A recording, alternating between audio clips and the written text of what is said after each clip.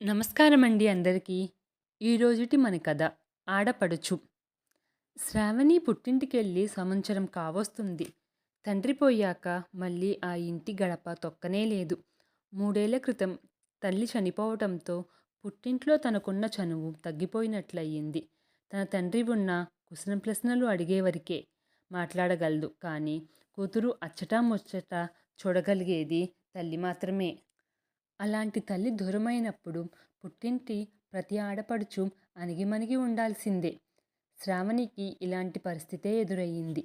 అన్నయ్య, వదిన ఉద్యోగస్తులు కావటంతో వారు తన తండ్రికి భోజన సౌకర్యాలు అమర్చిపెట్టినా ఇంకా ఆయనకు చక్కబెట్టవలసిన పనులను మాత్రం పెద్దగా పట్టించుకునేవారు కాదు.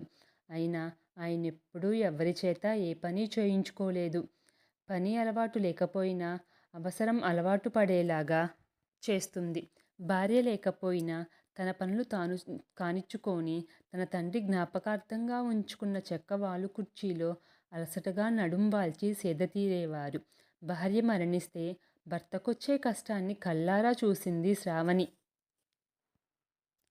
అన్నయ్య, వదిన తన తండ్రిని సరిగ్గా పట్టించుకోవటలేదనే బాధతో అదే విషయాన్ని అన్నయ్యను నిలదీసి అడిగింది. పుట్టింటి గడప దాటి వెళ్ళిన ప్రతి ఆడపిల్ల మరీ అంత జోక్యం చేసుకోవటం మంచిది కాదేమో. దానితో ఆ అన్నా చెల్లెల మధ్య మనస్పర్ధలు వచ్చాయి. నీవేమైనా ఆయన్ని నెత్తిన పెట్టుకొని చూసుకుంటావేమో, తీసుకెళ్ళి చూసుకో అంటూ కోపంతో పెద్ద కేకలేశాడు. తండ్రి ఆ గొడవంతా విని, నీకు నా మీదున్న ప్రేమతో నీకలా అనిపిస్తుంది. కానీ మీ అన్నయ్య, వదిన నన్ను బాగానే చూసుకుంటున్నారమ్మా అని కొడుకుని, కోడల్ని వెనకేసుకు వచ్చారు. అన్నయ్య తిట్టినందుకు బాధపడలేదు శ్రావణి. తన తండ్రి మదనంలో వారెలా చూసినా కడవరకు వాళ్ళే కదా నాకు దిక్కు అన్నట్లుగా అనిపించింది. మనసంతా బరువుగా అయిపోయింది శ్రావణికి. అన్నయ్య కోరిక మేరకు తండ్రిని తన ఇంటికి తీసుకుపోయి ప్రేమగా చూసుకోవాలని మనసారా ఉన్న తండ్రి కప్పిపుచ్చి ఉన్న తన పుట్టింటికి పరువుని అత్తింట్లో చులకనగా చేయాలనుకోలేదు. ఎవరినీ బాధ పెట్టడం ఇష్టం లేకనో ఏమో ఆ వాదన జరిగిన నెలలకే తండ్రి చనిపోయారు. ఆయన కర్మకాండలకు అవ్వానిచ్చి తన ఇంటిని ప్రయాణమై వెళ్తూ ఇంక నాకు ఈ ఇంటికి బంధం తీరిపోయింది అనుకుంది శ్రావణి. ఆ తరువాత మళ్ళీ ఇన్నాళ్లకు అన్నయ్య నుంచి ఫోన్ వచ్చింది శ్రావణికి. 10 రోజుల్లో నాన్న సంవత్సరికం వస్తుంది. నువ్వు బావగారు తప్పకుండా రావాలి అంటూ.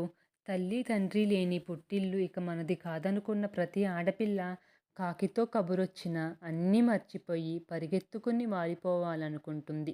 గతం గతః అనుకుంది శ్రావణి. అన్నయ్య, వదినతో పూర్వంలాగా కలిసిపోవాలనుకొని భర్తతో కలిసి పుట్టింటికి వెళ్ళడానికి ప్రయాణం ఏర్పాట్లు చేసుకుంది. తన పుట్టిల్లు కళ్ళ ముందే మెదులుతుంటే ఎంతో గర్వంగా అనిపించింది. అమ్మా నాన్న కలల ప్రతిరూపమైన ఆ ఇంటి డాబా మీదకు ఎగబాకిన కొమ్మలు గుర్తుకొస్తున్నాయి. గమ్మత్తుగా గాలి ఊగుతూ ఉంటే చూడటానికి ఎంత ఇష్టంగా ఉండేదో. పోర్టుకోలో పచ్చ సంపెంగలైతే సువాసనతో దారిన పోయే వాళ్ళ ముక్కులను పుటలను అదరగొట్టేవి. ఆ ఇంటి పెరట్లో ఉసిరి, మామిడి, జామ, సపోటా, అరటి ఇంకా చాలా పళ్ళ చెట్లతో కలకలలాడే పచ్చ తోరణాల్లాగా ఉండేవి. అదంతా తన తండ్రి అభిరుచే. ఆ చెట్ల నుంచి రాలే ఆకులను, పూలని పొడవాటి కొబ్బరి చీపుర్లతో 2 పూటలా అమ్మ తుడుస్తూ ఉంటే ఆ సేవకు భూదేవి తన తల్లికి ఎన్ని దీవెనలిచ్చి ఉంటుందో. అమ్మ తెల్లవారుజామునే లేచి వాకిట్లో ముగ్గు వేసేది ఏమో. లక్ష్మీదేవికి నివాసంలా అనిపించేది. అలాంటి పుట్టింటిని శ్రావణి ఎలా మర్చిపోగలదు?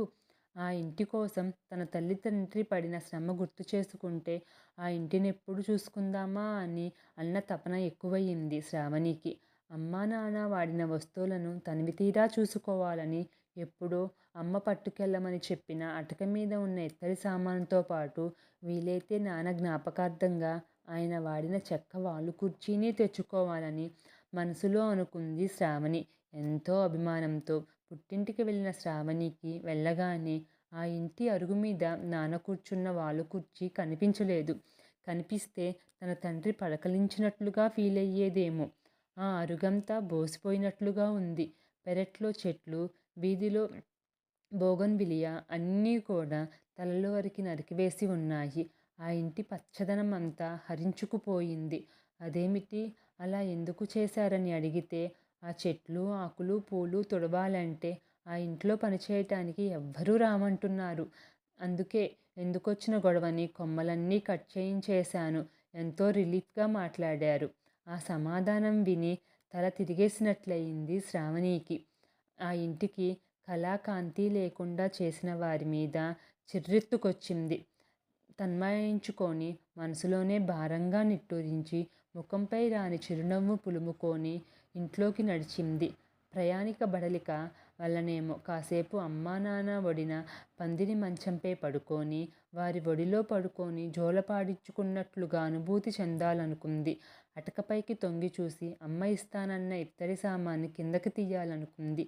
నాన్న వాలు కుర్చీని ప్రేమగా తడమాలనుకుంది. అవేమీ ఇంట్లో కనిపించలేదు. ఇల్లంతా కొత్త ఫర్నిచర్తో నిండిపోయి ఉంది. అవేమీ కళ్ళమింపుగా కనిపించలేదు శ్రావణికి. మర్నాడు తన తండ్రికి జరపవలసిన పిండ ప్రధాన కార్యక్రమాలన్నీ ఘనంగానే జరిపించారు. బంధుమిత్రుల రాకతో వారి పలకరింపుతో శ్రావణి మనసుకు కాస్త ఊరట కలిగింది.